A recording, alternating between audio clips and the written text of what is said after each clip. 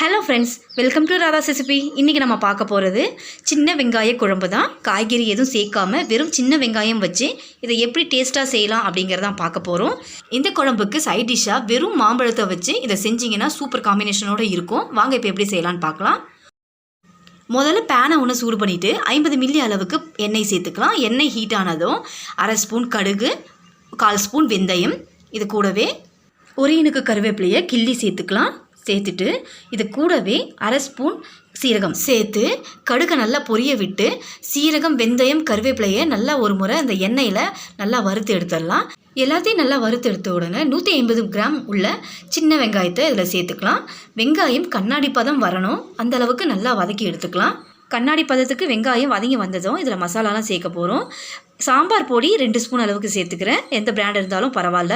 இது கூடவே 1/2 spoon chilli powder இதை சேர்த்துட்டு எண்ணெயில் நல்லா வதக்கி விட்டுருங்க. நல்லா பச்சை வாடை போகணும். இந்த வெங்காயத்து கூட மசாலா சேர்த்ததுனால குழம்போட கலரும் அட்ராக்டிவாக இருக்கும். இப்போ இதை நல்லா வதக்கிக்கலாம். வதக்கின உடனே இதில் 2 தக்காளி பேஸ்ட் பண்ணி எடுத்துருக்கிறேன். இப்போ இதில் சேர்த்துடலாம். சின்ன வெங்காய குழம்புக்கு தக்காளியை கட் பண்ணி சேர்க்கக்கூடாது, அரைச்சி தான் சேர்க்கணும். அப்போ தான் குழம்பு திக்னஸ் கொடுக்கும். இப்போ இதில் 1/4 ஸ்பூன் அளவுக்கு மஞ்சள் தூள் சேர்த்துட்டு இந்த குழம்புக்கு தேவையான கல் உப்பு சேர்த்துக்கிறேன். சேர்த்துட்டு இது ஒரு 5 நிமிஷம் வரைக்கும் இந்த தக்காளி நல்லா வதங்கி வரட்டும். பாருங்கள் ஃப்ரெண்ட்ஸ், அந்த எண்ணெயும் இந்த தக்காளி நல்லா பிரிஞ்சு வந்திருக்கு. இந்த அளவுக்கு வரணும்.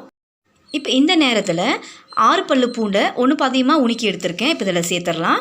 இது கூடவே பெரிய நெல்லிக்காய் சிசலுக்கு புளியை நல்லா கரைச்சி ஃபில்டர் பண்ணி எடுத்திருக்கேன். இப்போ இதில் சேர்த்துடலாம். சேர்த்துட்டு கொஞ்சம் தாராளமாக தண்ணி சேர்த்துக்கோங்க.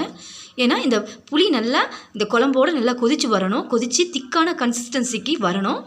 அதனால் தாராளமாக தண்ணி சேர்த்து 10 நிமிஷம் வரைக்கும் இதை நல்லா கொதிக்க விட்டு இறக்கிக்கலாம்.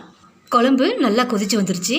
நல்லா திக்கான கன்சிஸ்டன்சிக்கு வந்திருக்கு பாருங்கள். எண்ணெய் தனியாக, குழம்பு தனியாக, இந்த அளவுக்கு வரணும். இந்த அளவுக்கு குழம்பு திக்னஸாக இருக்கணும். இந்த அளவுக்கு வந்ததும் கொஞ்சமாக கொத்தமல்லி தழையை ஆட் பண்ணிவிட்டு ஸ்டவ் ஆஃப் பண்ணிடலாம். சின்ன வெங்காய குழம்பு ரெடி ஆகிடுச்சு. இந்த மாதிரி நீங்களும் செஞ்சு பாருங்கள், ரொம்பவே சுவையாக இருக்கும். என்னுடைய வீடியோ பிடிச்சிருந்துச்சுன்னா லைக் பண்ணுங்கள், ஷேர் பண்ணுங்கள், என்னுடைய சேனலை சப்ஸ்கிரைப் பண்ணுங்கள். தேங்க்ஸ் ஃபார் வாட்சிங்.